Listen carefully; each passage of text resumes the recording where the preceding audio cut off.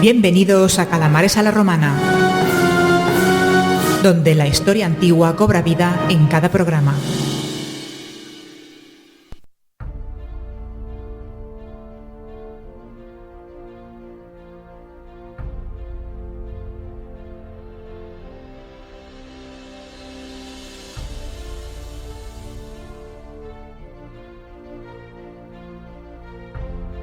Salve calamares, bienvenidos a una nueva entrega de Calamares a la Romana, una entrega muy especial en la que os voy a hablar de los micénicos, los señores del Egeo.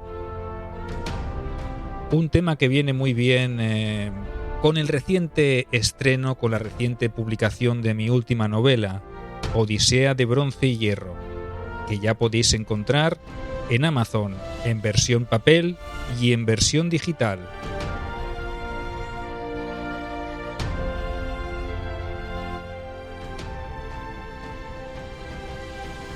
Pues vamos allá. Imagino que a estas alturas casi todos ya sabréis que la civilización micénica acabó desapareciendo de la faz de la Tierra de una manera repentina y un poco misteriosa. De ello os hablaré en la parte final de este capítulo, de esta entrega, porque quiero comenzarlo exponiendo otros temas que creo que son también muy interesantes. Quiero tratar otras facetas de esta increíble cultura, como por ejemplo la escritura.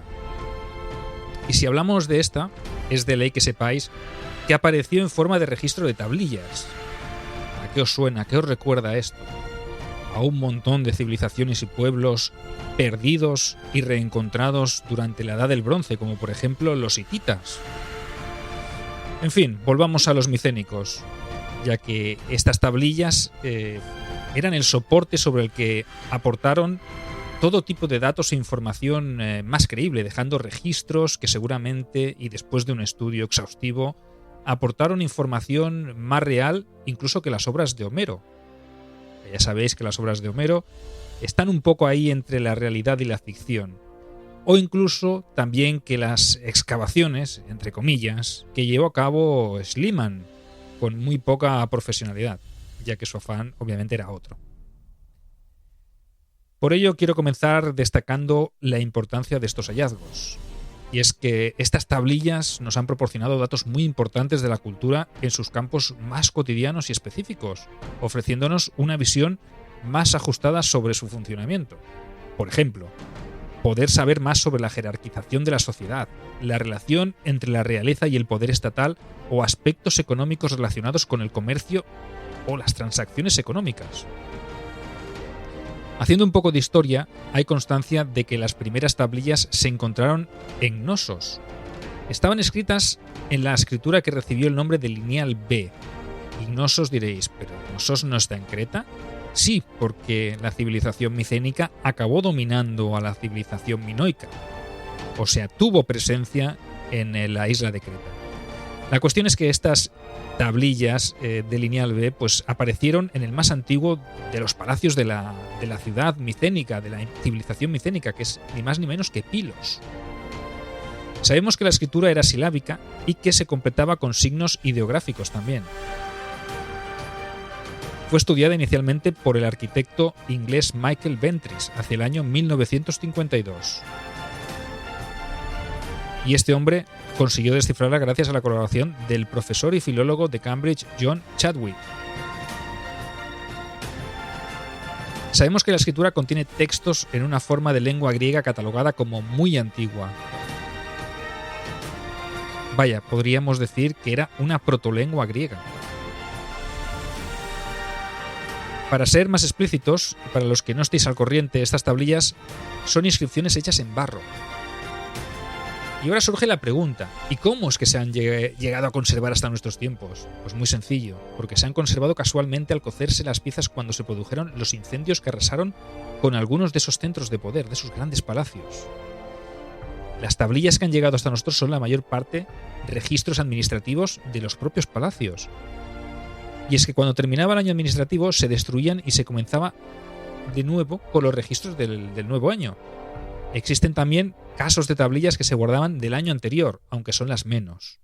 Eso era debido a lo imperecedero del material sobre el que se escribía, de ese barro. Hablemos un poquito sobre lo que contenían esas tablillas. La mayor parte eran listas de compras, de ventas, de entregas de productos manufacturados o incluso de materias primas. También había algunas sobre los registros del ganado o incluso de las ventas de esclavos a particulares, talleres o a otros palacios. Otras, por ejemplo, eran simples inventarios de armas, de carros o de caballos incluso. También había algunas en las que constaban ofrendas a deidades o a santuarios. Algunas que eran listas de trabajadores de palacio, donde se especificaba qué tarea desempeñaban y cuál era su remuneración. Y aunque contienen más datos administrativos que otra cosa, fueron útiles para conocer algunos aspectos de una sociedad tan antigua.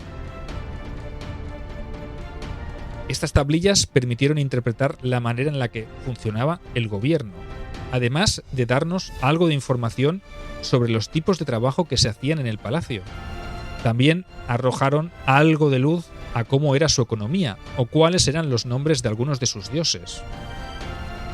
En ocasiones esos registros también dieron información sobre los tipos y partes de armaduras y carros.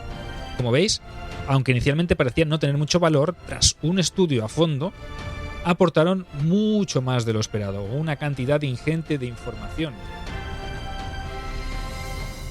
Y una vez expuesto el tema de la escritura, pues pasaré a hablaros de otro de los elementos destacados de los micénicos, sus fortalezas. A diferencia, por ejemplo, de la cultura minoica, coetánea en el tiempo con ellos, los micénicos sí que optaron por amurallar sus centros de poder. Y lo hicieron de manera regia, es decir, con criterio, y eso sin duda dio una imagen de control centralizado y de fuerza. Dentro de esos centros de poder, en forma de palacios, existía una figura que era la que dirigía todo el cotarro, el wanax. Este era ni más ni menos que el rey, aunque en realidad este nombre significaría algo más que rey. Remitiéndonos en este caso a los poemas homéricos, vendría a ser algo como rey de hombres, conductor de hombres, como los llaman también en algunos pasajes de la Odisea o incluso de la Ilíada. Se diferenciaría un poco del Basileus de tiempos posteriores. Es un poco complejo de entender, pero si nos remitimos a figuras como Agamenón o Menelao, nos deja claro que esos hombres eran más poderosos que un simple rey, porque eran capaces de controlar a diferentes ciudades, a diferentes generales, a diferentes reyezuelos que estaban por debajo de ellos. Por debajo del wanax existiría la figura del laboaguetas, que literalmente quiere decir conductor del Laos, o lo que es lo mismo, el pueblo en armas. Esto seguro que ya os suena. Quiere decir que este personaje era una especie de general o de jefe militar. Sería el encargado de dirigir el ejército en nombre del rey. Por ejemplo, y para que entendáis esta figura, Héctor podría ser el laboaguetas de Priamo, wanax de Troya. Aparece en las tablillas otro tipo de órgano de gobierno, el llamado querusilla. Seguro que esto a los más duchos de la materia os suena. Sería una especie de consejo del cual se derivaría la posterior querusía, el consejo de ancianos de tiempos de la Grecia más arcaica. Además existirían una especie de funcionarios llamados corete, que controlarían los distritos administrativos de las ciudades. Y estos se encargarían, entre otras cosas, de recoger los tributos y hacer cumplir las leyes y las órdenes de los wanax.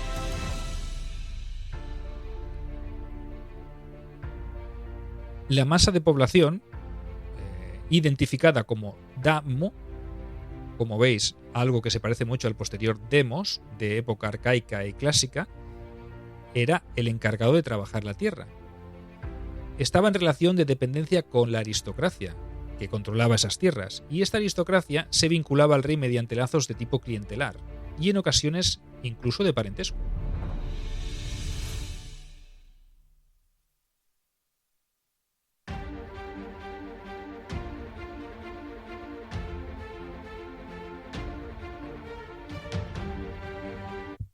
Descubre historias épicas con las novelas de Sergio Alejo Gómez y Ángel Portillo Lucas. Guerras, aventuras y mucho más. Solo disponibles en Amazon.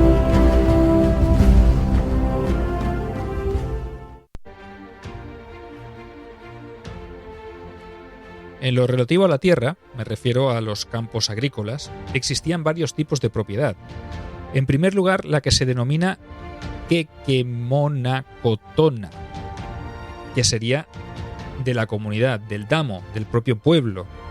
Otra de ellas era la llamada quetimena-cotona, que era la propiedad de uso privado o adjudicada a los terratenientes.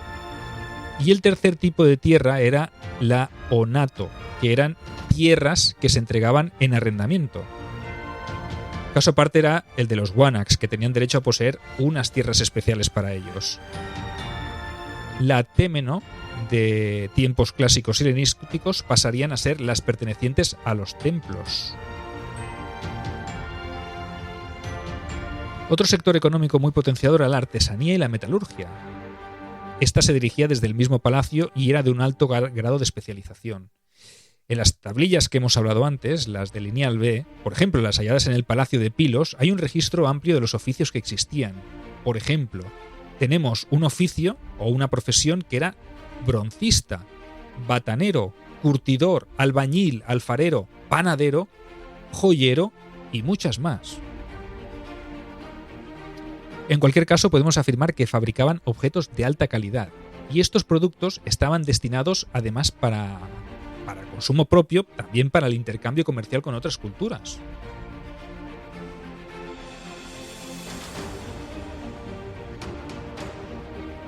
En cuanto al sistema de organización, hay constancia de que todo dependía del excedente exportable.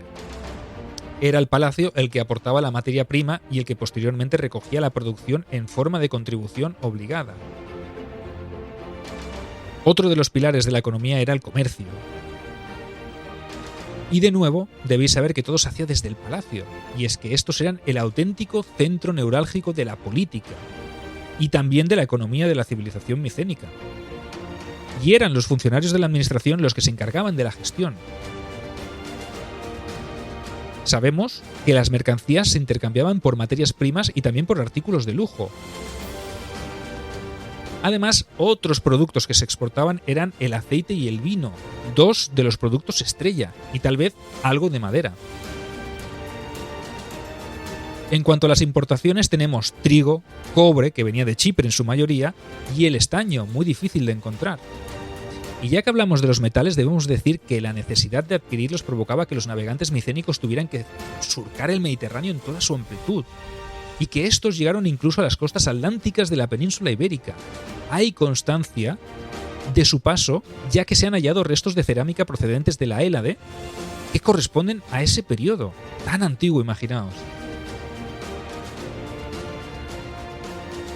Otro aspecto importante que quiero tratar es el de la religión, y es que los dioses eran ya muy importantes entre los micénicos. Y de nuevo, remitiéndome a las tablillas de Pilos, se pueden leer en nombres de dioses como Zeus, Hera, Poseidón, Ares. Como veis, los dioses griegos de tiempos arcaicos y clásicos eran ya muy antiguos. Debemos añadir el culto a la diosa madre, una divinidad que estaba relacionada con la tierra y con los ciclos de la reproducción.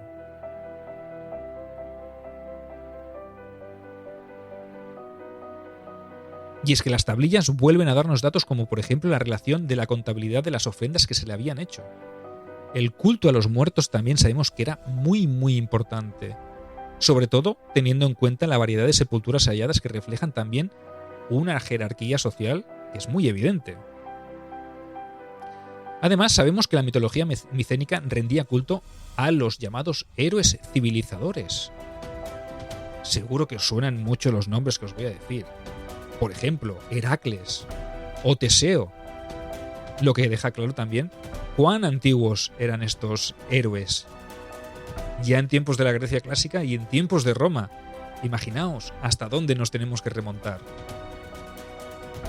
Todo esto, obviamente, queda representado por la tradición homérica, en los varios ejemplos de los héroes que regresaron de la mítica o real, no sabemos, Guerra de Troya. Estos valerosos guerreros, a su regreso, se encontraron con problemas en sus reinos, en sus ciudades, en sus palacios. Y entre los más destacados, las conjuras por parte de sus propias reinas. Estas podrían llegar a significar una resistencia al orden patriarcal, según afirman algunos investigadores, aunque eso obviamente siempre es más discutible. Quiero dejar claro que esta no es mi opinión, sino que es una de las teorías que algunos investigadores defienden.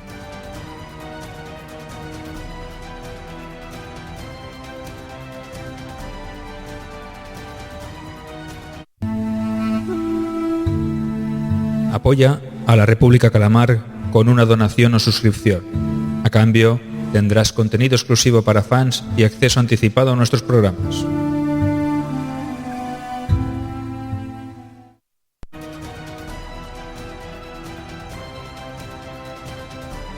Bueno, y como toda bonita historia, como toda bonita trama que pueda tener cualquier novela, pues nos acercamos ya al final. Y me remito al principio del programa cuando os hablábamos de ese fatal destino de la civilización micénica, a ese cataclismo que provocaría la caída de los grandes señores del Egeo, entre otras muchas culturas y civilizaciones del Mediterráneo oriental. Me refiero a lo que la tradición cataloga como la invasión de los pueblos del mar.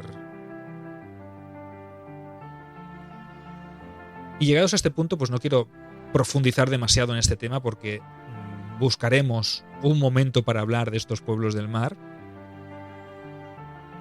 Os remito a alguno de los programas que ya hemos tratado en el canal, o en la Biblioteca Perdida, o incluso en la Biblioteca de la Historia, en la que tratábamos a estos pueblos del mar. ¿Quiénes eran estos pueblos del mar? Lo que sí os diré, a modo de resumen, es que existen varias teorías sobre la desaparición de los micénicos. Vamos, me reitero en el hecho de que lo que os voy a explicar son teorías. Y eso no quiere decir que yo tenga que estar de acuerdo con ellas, o vosotros. La más popular y extendida es la de las migraciones de los pueblos del mar. Aunque es evidente que hay pocos datos que puedan confirmar este extremo. Se dice que fue una invasión armada y que los recién llegados se impusieron y se quedaron en los territorios conquistados. Pero existen otras teorías, como pueden ser una que dice que estos pueblos del mar no llegaron así como así, sino que lo que surgieron fueron conflictos internos y discordias civiles. Esta teoría defiende la posibilidad de que los reyes micénicos fueran depuestos por sus propios súbditos. Aunque eso no sería suficiente como para destruir y arrasar los palacios, como podréis deducir. Hablamos también de una posible guerra entre diferentes ciudades o palacios, cosa que podría haber llegado a ocasionar mucha más destrucción. También podría ser que esta gente hambrienta por cualquier causa climática, llámese sequía, cosechas pobres, hambrunas, se alzara contra sus señores y asaltara los palacios, porque esos palacios era donde se almacenaba todo el grano. Y cuando uno tiene hambre, hace lo que haga falta por darle de comer a los suyos. Es posible que la propia población de las ciudades y de los palacios, la población que estaba extramuros, la gente que trabajaba la tierra, decidiera asaltar esos palacios e incendiarlos para conseguir algo que comer. Ya hemos dicho antes que los palacios y los templos acumulaban todo el excedente. La gente rica acumulaba la cantidad ingente de trigo y de comida y de alimentación. Por eso, los más pobres, cuando no tenían nada que llevarse a la boca, optaron asaltar a sus propios gobernantes. Esta es otra teoría. Entonces la destrucción no vino de fuera, sino que vino desde dentro. Pero hay otra teoría que cobra peso y que siempre aparece, que es la de las catástrofes naturales. Y si la analizamos con detalle, concuerda con el estado en el que quedaron los edificios y construcciones micénicas. Se habla de terremotos, se habla de erupciones volcánicas que hicieron cambiar el clima, destrucciones totales de los muros de las fortificaciones.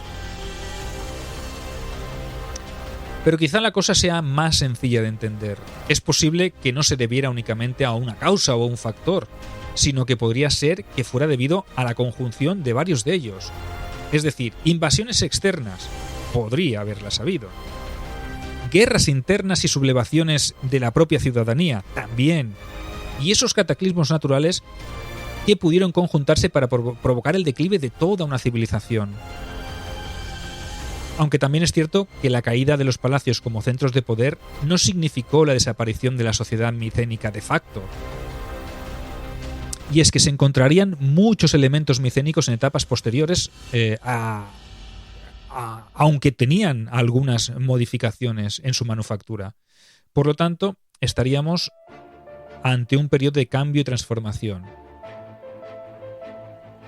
¿Y si esos micénicos, cuando no tenían nada, lo que hicieron fue echarse al mar y convertirse en esos pueblos del mar? ¿Y si se unieron a bandas de piratas porque su única opción para sobrevivir era atacar otros lugares donde sí que había cosechas, llámese el Imperio Hitita, sus reinos vasallos como Ugarit, el Levante, en las costas de Canaán? ¿Quién sabe? Muchos misterios. Lo que está claro es que las fuentes posteriores, las fuentes egipcias sobre todo, porque son las únicas prácticamente que han llegado hasta nuestros días, nombran a uno de esos pueblos del mar como los Ajiyawa. Ajiyawa. Aqueos. ¿Quiénes eran los aqueos en la Ilíada de Homero? Los micénicos, sí señor. Bueno, hasta aquí el capítulo de hoy dedicado a estos micénicos, a estos señores del Egeo, a este gran pueblo que se hizo con el control de muchas rutas comerciales, pero que desapareció del mapa casi en un abrir y cerrar de ojos, como otras muchas culturas de la Edad del Bronce. Y por si no te lo había dicho, que seguramente ya te lo he dicho al principio del programa, si quieres saber más sobre este pueblo micénico, sobre las causas que originaron su posible caída, sobre lo que ocurrió después, sobre dónde les llevaron los vientos a estas gentes, puedes leer mi última novela, mi nueva novela, Odisea de Bronce y Hierro. Aquí narro la vida de 6 personajes. 6 personajes cuyos destinos parece que no están unidos, pero al final sí que lo acaban estando, en un momento de transformación, de crisis global en el Mediterráneo oriental. 6 historias de supervivencia. Algo que no había escrito yo antes así. Algo nuevo, una nueva visión de mi literatura. Un proyecto que espero que te guste. Y como ya sabes, pues puedes suscribirte a todos nuestros canales. Nos puedes escuchar en iVoox, Spotify, Google Podcast, Amazon Music, Apple Podcast y Spreaker Radio. Y puedes seguir también el podcast de mi infatigable amigo Aquilifer, Ángel Portillo Lucas, que hoy no está aquí en cuerpo, pero sí que está presente en alma. Lignum en Roma. Así que, sin más, sed felices y luchad por vuestros sueños. Hasta el siguiente programa de Calamares a la Romana.